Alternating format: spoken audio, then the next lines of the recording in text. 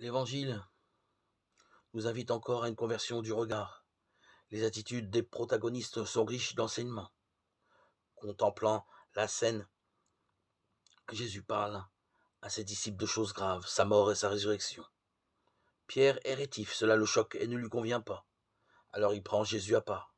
Littéralement, il le sort du cercle de la communauté des disciples, il extirpe Jésus du groupe pour avoir un face-à-face.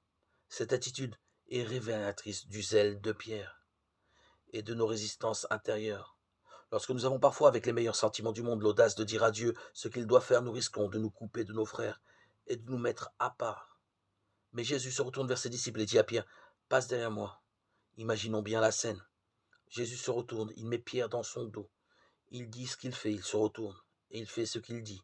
Il met Pierre derrière lui. Pierre ne fait rien, il laisse Jésus agir et retrouve la position du disciple. Son rôle n'est pas d'être face à Jésus. Il entraverait sa route, mais d'être derrière lui pour lui emboîter le pas.